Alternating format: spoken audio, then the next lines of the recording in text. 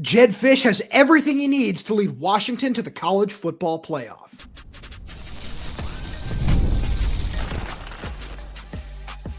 You are Locked On Huskies, your daily podcast on the Washington Huskies, part of the Locked On Podcast Network, your team every day. Welcome back into another edition of the Locked On Huskies podcast. I'm Roman Tomashoff. That's Lars Hanson. He writes with me over at Huskies Wire. Thank you for making this your first watch or first listen to the day, as we are part of the Locked On Podcast Network, your team every day. And just a quick reminder for all you everydayers out there, now that we are back on our everyday schedule, please make sure wherever you get this podcast, YouTube, Spotify, Apple Music, Amazon Music, to hit that subscribe button, click that little bell as well so you never miss when we post a new show. Plus, if you're on the audio only side of things, please make sure to leave us a 5-star review, as all that really does help the channel out a lot. Now, Lars, we got a really fun show coming at all the everydayers out there today, where a lot of this has been inspired from some social media discourse we've seen in recent days. And shout out to one of our phenomenal insiders, the Duke Father, who's put some polls out on some of this sort of stuff, where we want to talk about expectations for Jedd Fisch and the Washington Huskies through not just this season, but next season as well. And one of those things that I think is on the front of everybody's minds that we've certainly talked a lot about on this here show is, can Jedd Fisch make Demond Williams Jr. a Heisman finalist? I think you and I both think the answer is yes, but we'll dive into that in a little bit, because you and I agree. If we're not just talking about this season, over the next, let's just say 2 to 3 years, Washington should be back in the college football playoff with Jedd Fisch at the helm. Absolutely. And I think we all have said the tools are there, the resources are there. Jedd basically has everything he needs. And honestly, this offseason was kind of an example of building the infrastructure so that whether it's this year, 2026 or 2027 even, Jedd has all the resources he needs to get this program to the national championship, where you look at it from a coaching staff perspective. Every single position coach, you have everyone covered. You don't have guys being stretched thin. You don't have the excuses of when you have a tight ends coach and a special teams coordinator. So all the little details, all the small things, that's why Jedd came to Washington, so he could take care of those things. And so he could focus solely on the offense and Demond, but still hire the right people on defense and special teams and those sorts of things. And in the recruiting department even, so you get the right prospects on the roster. Everything is there for Jedd to do that. Now, the question is, how quickly can it come to fruition? That will be the actual question, but there's no doubt in our mind, and certainly my mind, that Jedd can lead Washington to the college football playoff. Yeah, absolutely. You bring up a ton of great points there. And the support staff is the first thing that I wanted to highlight too, because it's something where you and I have talked about it in terms of the recruiting in recent weeks and months, about how we believe that he's got the proper people in place when it comes to identifying talents. He's also proven that he go out there and close on high-end talents. Examples, Kodi Greene, Brian Bonner, Derek Colman-Brusa, all in this class. So he's done that as well, but he needed the resources of a big program. And you and I both know, and it's been very clear in recent months, that that was never going to be the case at Arizona. And so getting an opportunity in the Big Ten to do this at Washington, it's great, because we saw certain flashes at different points last year of, okay, like the Michigan game, for example, of, yeah, okay, he does have what it takes to win some of these big games. I know that Michigan team didn't live up to its top 10 ranking, but at the time, that's certainly still something you can hang your hat on. And you look at what it's going to be like going forward. Obviously, there's still things you need to sort out. Defensive line recruiting being the number one at this point in time. But it's something where the reason we wanted to bring this up is we believe that Jedd Fisch is going to be able to get those things right moving forward. And like you said, where he's got all the priorities straight on both sides of the ball, where he's got a strong offensive staff in place and has a really competent defensive staff in place as well, that I think we're still going to see take a step forward this season under Ryan Walters, who's got that Big Ten experience necessary. And again, as long as you can figure out the defensive line, which in the short term, you can find ways to patch through transfer portal holes. And I think we're going to see that this season with Tacario Thompson and Simone Peppa. It all leads to, especially in, this 12-team playoff era, there's no reason that Washington can't, maybe not win the Big Ten championship, but host a college football playoff game or be part of that environment yet again.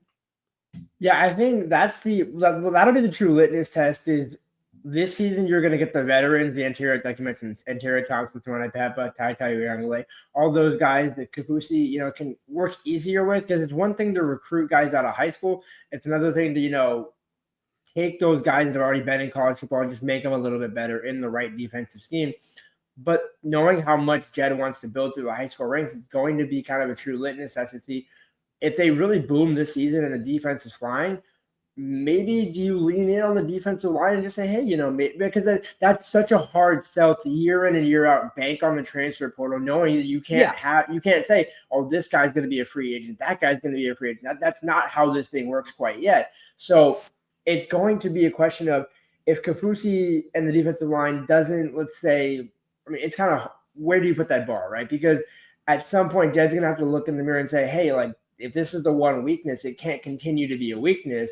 How do you change that weakness? Because one thing with Chris Peterson's off, sometimes you hold on to assistants too long. Sometimes you give guys too long of a rope. And I'm not saying that's the case with Kaufusi, because if he gets it right this season, all is well that ends well. But if it's another down season on the defensive line, then you're looking at it and saying, Jedd's got a long Rolodex. Jedd knows a lot of people, both in the NFL and across college football. So it's going to be hard to look at Kaufusi and say, well, if it's the one weakness again, and we knew it going into the season and it didn't get any better, how long can you look at him and say and you don't advocate for guys losing their job, but it's just, that's a significant weakness, especially in the Big Ten, where you have to address that and you can't just let that continue to fester because that impacts recruiting. It impacts so many other things. And you can't expect other people in the building to offset that year in and year out, especially when you are the position coach. So you put that perfectly, because that's the thing that we need to make sure that we see Washington address before it's, we expect this team to be a top 15 team in the country year in and year out, right? And if they do get that right, they're going to have everything they need to compete in the Big Ten, because we wanted to lead with that. Because when we talk about the high-end talent on this roster, we know that Jedd Fisch is able, and his entire coaching staff truly are able to find that at the skill positions: quarterback, running back, wide receiver, corner. Look at some of the linebackers this team has brought in as well. Look at tight end. They had a freshman All-American there last year as well. You look at all of those positions and you say that Jedd Fisch is going to be able to figure that out. And I feel like that sentiment holds true across the fan base. And I look at where you can take this roster on those guys alone. I don't want to say we saw that in 2023, because obviously he had the best offensive line in the country. But I look at what Jedd Fisch has done at those positions already, and I've been wildly impressed through the first, 18 months since he's gotten hired. And I think that everything right there is already in a really solid spot, and it's only going to continue to improve. Maybe, not a quarterback with the way that Jedd talks about DeMond, but I look at running back, and I think Jonah Coleman is a fantastic player. And then you look at the way that this coaching staff talks about Adam Muhammad and Jordan Washington, adding Brian Bonner to the mix next year. Denzel Boston as well. You have a preseason All-American there. And it goes to show that at every position, you can point out just examples from this particular coaching staff. Because like Denzel Boston, I'm sure some people would argue, well, hey, he's a holdover from the Kalen DeBoer era, everything like that. So you can only give partial credit there. But then you go and you look at guys that you expect to take a step forward this season, where Rashid Williams played his true freshman season under Kalen DeBoer. And if he breaks out and develops, I feel like the majority of that credit for what he turns into has to go to Kevin Cummings. And you look at cornerback with Ephesians Prasak and Tacario Davis. Obviously, Arizona guys there as well. I look at the safety position this year, and if CJ Christian and Alex McLaughlin develop as transfers and Ryland Dillard-Allen gets on the field early, there's so much talent that Washington has at so many other positions. As long as you can figure out the trenches, this team has everything it needs to get to the college football playoff. And Lars, I harped on the skill positions because they're going to be the guys that, if DeMond Williams makes it to New York, they're going to be a big reason why. And we'll get to that right after a message from our good friends over at FanDuel. Summer sports are in full swing. And whether you're all about baseball under the lights like me, golf on the green, or high-stakes soccer action, FanDuel is the best way to make every game even more exciting. You're already following the action. Why not make it a little more thrilling? With FanDuel, you can get in on the game while your friends are getting sunburned at the beach. That's fantastic news for anyone who does believe in Washington, like Lars and I do this season. Their over-under on FanDuel right now is set at 7.5. And if you believe DeMond Williams takes that step forward, Jonah Coleman and Denzel Boston play up to that preseason All-America level. Maybe Tacario Davis takes that step forward as well and becomes an All-American like he wants to this season. Washington should definitely hit that 7.5 win mark with the way the schedule shapes up. And if you're interested in that and you're new to FanDuel, new customers can bet just $5 and get $150 in bonus bets if your first bet wins. Open the FanDuel app today or visit FanDuel.com to get started. Lars, you and I have said this several times on the show. You put a microphone in Jedd Fisch's face and you don't even have to say the name Demond Williams. And Jedd will say, yeah, I believe he's one of the best in the country. I believe he's somebody who will wind up being a Heisman Trophy finalist at the very least at some point in his career. The question is, because one of the things that you and I see a lot from some of our everydayers out there is Jedd's play calling at different points last year was questionable, to say the least. You know, people talk about the speed option on the goal line against Washington State, a few other different play calls where people were a little concerned by just that aspect of how he is as a coach. And I think that that's something that we're going to see just be a lot different this season. And in the end, I do believe that he can get Demond Williams to New York City. Yeah, in a way, you have to think about what last season was, where it was the Will Rogers / Demond Williams show. It was the way that Jedd was talking about it made me think of the Penn State game where when Demond didn't come in the first half and Jedd was saying, well, we were going to do this, and 2 plays later, Demond was going to come in, and then this happened, so we didn't end up bringing him in. You don't have that excuse, but you also don't have that sort of thing holding you back to say, well, we do have Will still as the starter. We kind of got to just roll with that for the time being. Now it's Demond, and you have a full offseason with him. Jedd has no excuse for having play calling issues this season because you have the offensive line and Demond working with him an entire season and that an entire season of film to know what Demond's strengths are and all those sorts of things. But I mean, Jedd already knows what Demond's strengths are. Jedd's known it since he was a freshman in high school. So when you look at all of those things, it was really it seemed to be like Jedd great between the 20s and getting inside the 20. When you get inside the 20s, that's where he seems to struggle a little bit. So finding ways around that, and you have the perfect quarterback with Demond for that. So to me, I don't think those excuses, and we only have last season to go off of, but it's kind of like the worst example to go off of because it's going to be so unlike this season. You're not breaking in, Tristan Kenny McMillan and Dash Barley and Kai Horton, none of those three, like if they happen to come in at some point in a game this season, that would be in reserve time. It won't be, oh, hey, we got to balance Kai and Demond, or we got to balance Dash and Demond. It's that excuse won't be there. And I think that is a very significant factor that we can't overlook. So I agree with you there, but then I also just kind of look at the way that this offense is formatted around Demond, where you talk about the offensive line and you just look at how different just plays were over the last 2 weeks of the year. When he started against Oregon, when he started against Louisville, you saw Jedd really lean into playing into Demond's strengths. And it's something he admitted to at different points last season where it's, with Will, I can't run as many bootlegs or run as many just different things to get him outside of the pocket and use his legs to make plays because that's not his strength. And that is with Demond, as we saw at multiple points, and we're going to continue to see this fall. And so I think that is a really important aspect of all this, as are the playmakers, right? As are, Denzel Boston this season, Rashid Williams, Omari Evans, whoever else you think is going to step up in terms of the freshman wide receivers, whether it be Chris Lawson, Raiden Vinesbright.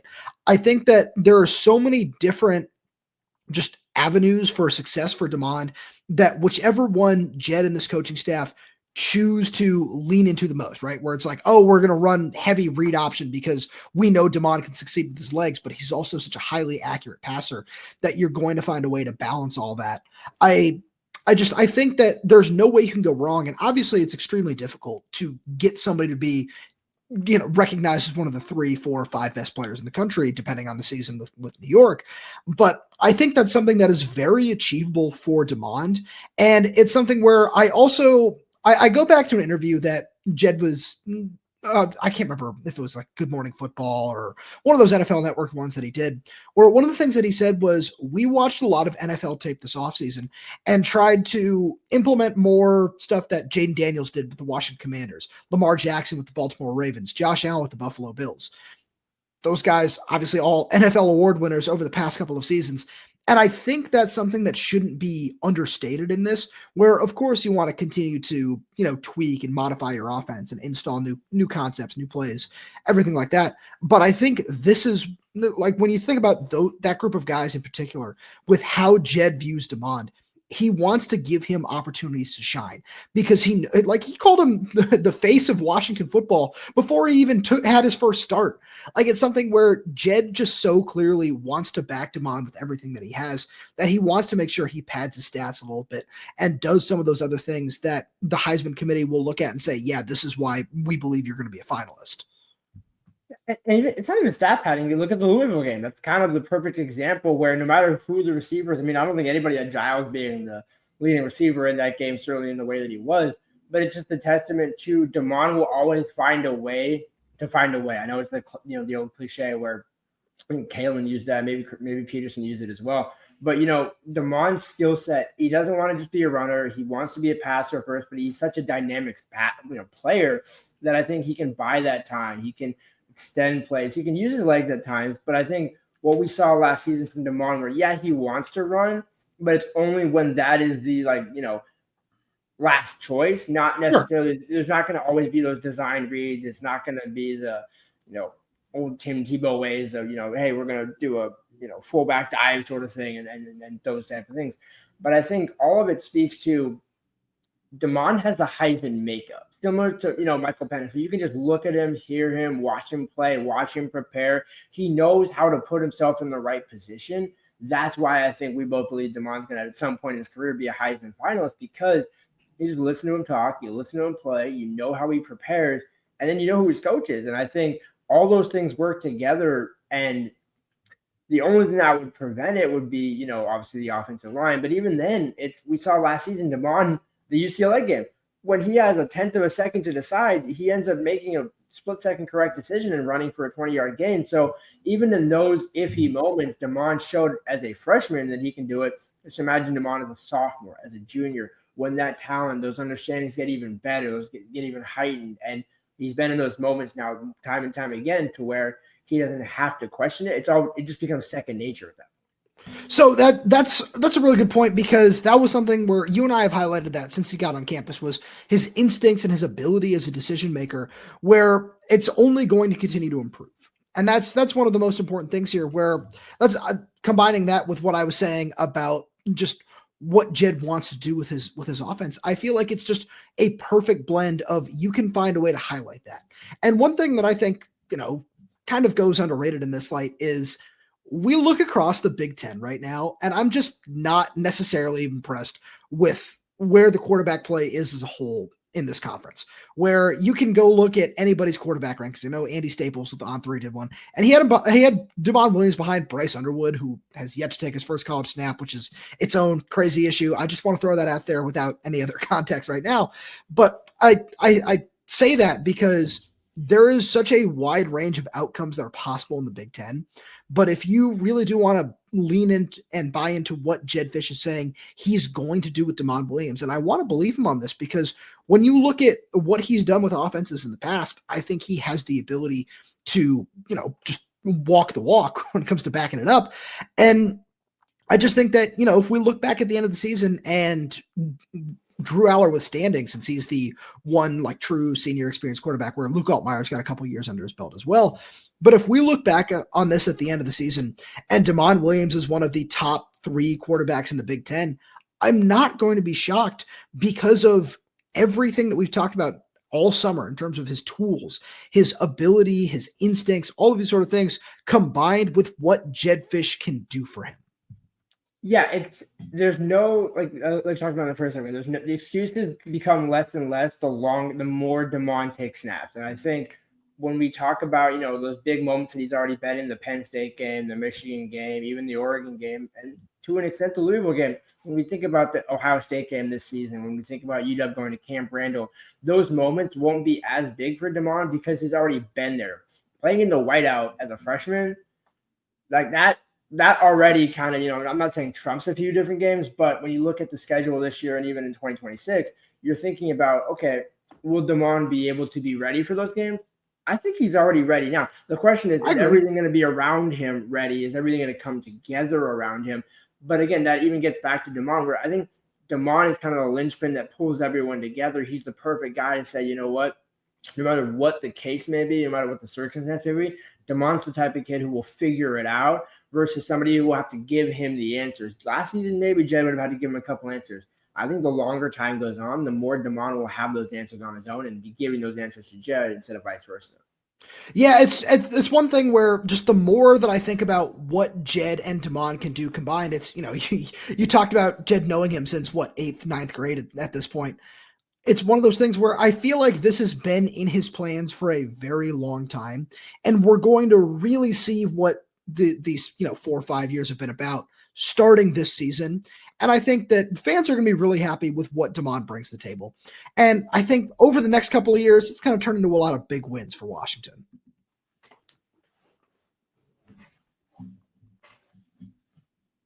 So these aren't our official record predictions for all the everydayers out there. We're going to do those probably at some point next week. We certainly want to make sure we get those on record before fall camp starts. But over the next 2 seasons, I feel like we're going to see a lot of really good things for Washington, where since, let's just say, the end of 2019, when Chris Petersen stepped down, following Washington has been a roller coaster. Obviously, there's the 2020 season, and, things look pretty good. And then 2021, you dive, and then 22 and 23, you keep climbing, you reach the national championship. And then from the national championship, everything kind of dove. And there were different points in 24 where felt like things were kind of on the rise, and then other points, Iowa, Indiana, Penn State, Oregon, were not so much. Washington State as well. And I look at the next 2 seasons, and I feel like we've been like pretty positive on this show. And I'm not trying to blow smoke here, but I look at the way the schedule shapes up over the next 2 years, who's coming to Husky Stadium, where Washington has to go. And I feel really good about that combined with the way the roster is being built.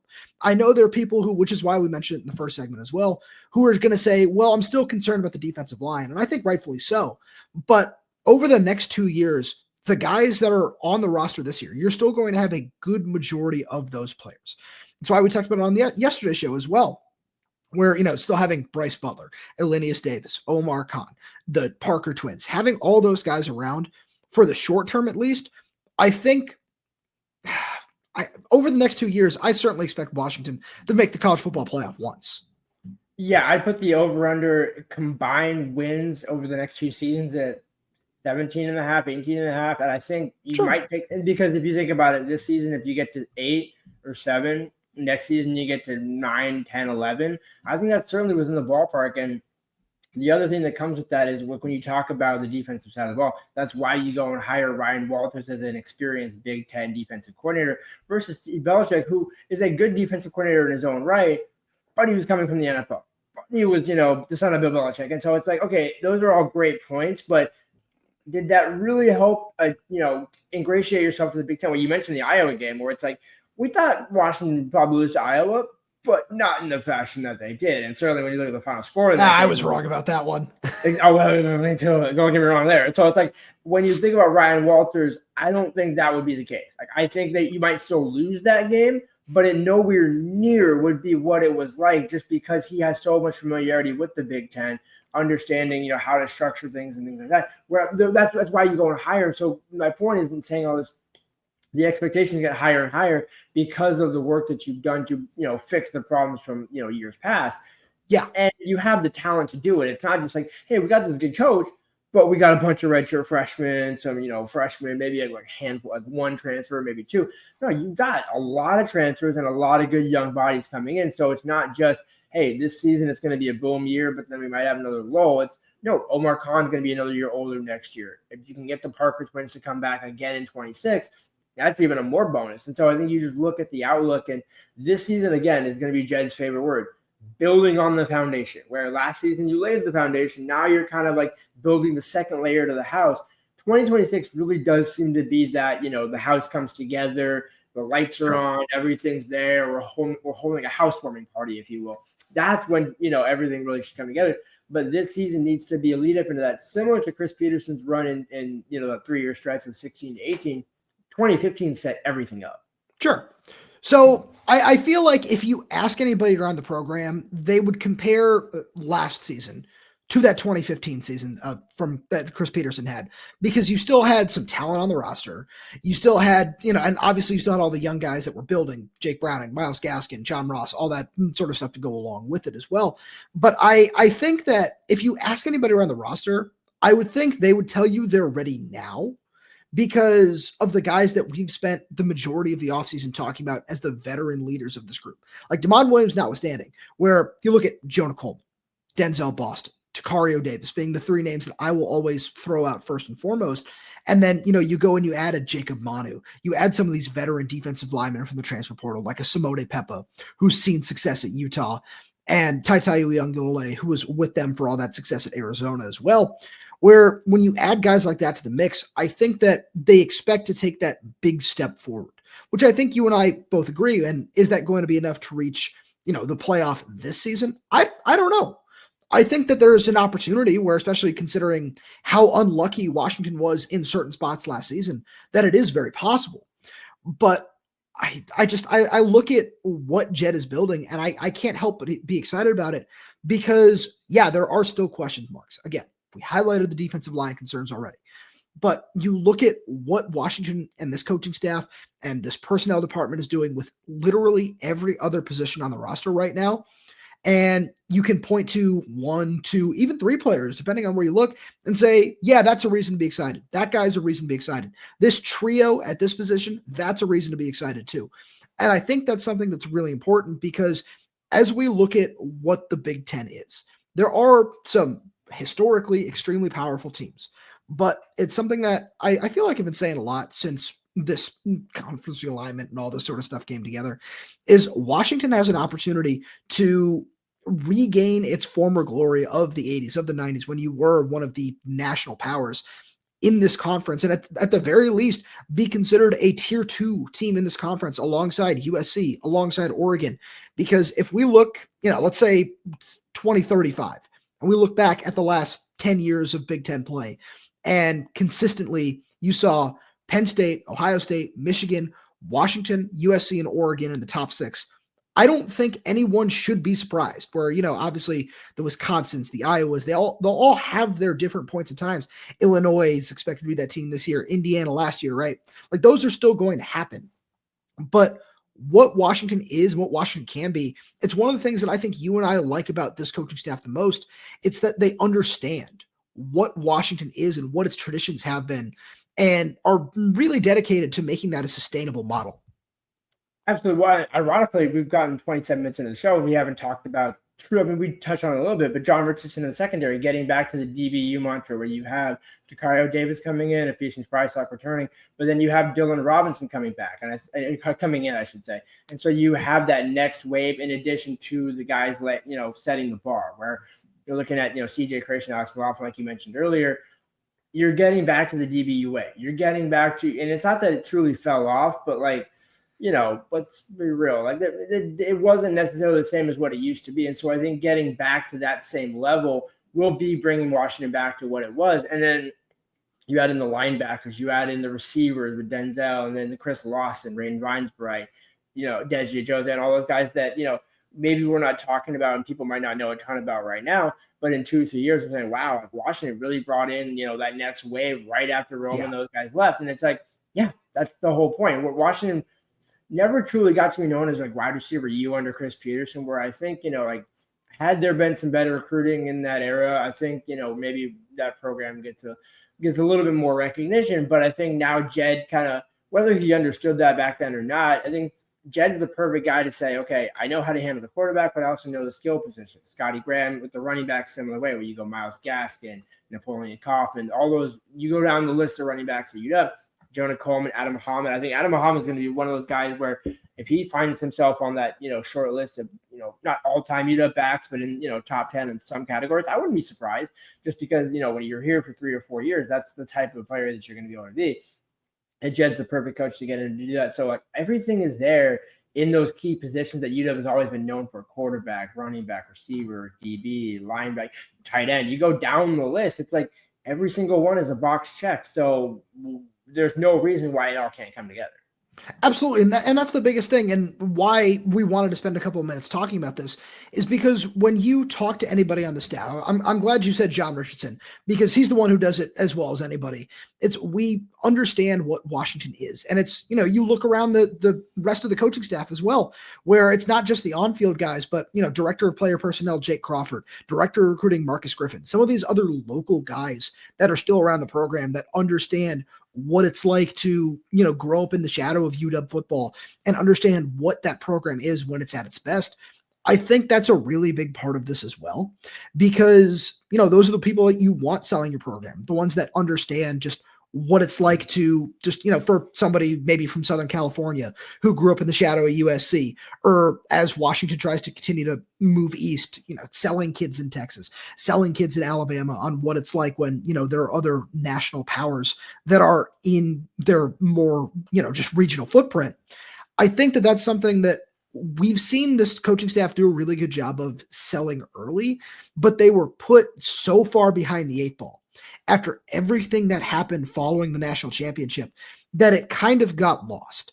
And this season, and it's again why we wanted to make sure we had this discussion, this season and building out over the next 2 to 3 years, I think we really can see that all come back. I firmly agree. And I think, it's not to, beat a dead horse, but there's no reason why it can't, aside from the unexpected injuries and things like that. But even then, I think we've seen the depth be built up along the defensive line, at receiver, at cornerback, in the secondary, even at linebacker, where we're talking about 3 linebackers for a 5-1-5. So again, it's not going to be a 5-1-5 all the time, but you're just looking and saying, no matter what, you feel confident in the depth at pretty much every position. And, long-term, even quarterback, where we don't know a ton about Kai Horton, but just long-term, we like what Dash projects to be. We like what Derek Zaman projects to be. So everything is there for Jedd to continue this train, to continue to roll on, no matter what happens on and off the field. Absolutely. Lars, as always, thank you so much for being here. Thank you to all the videos tuning in. We really do appreciate your support. We got so much more fun stuff coming for you throughout the offseason. So please make sure you subscribe wherever you get your podcast. So that's YouTube, Spotify, Apple Music, Amazon Music. We're there. We're everywhere. We're updating this channel with new content every single day. So please make sure you click that like button, click that little bell so you never miss when we post a new video. Any questions, comments, concerns, drop them right down below in the comment section. And if you're audio only, please leave us a 5-star review, as it does help us out a lot. Thank you so much for tuning in, and we'll talk to you on Friday.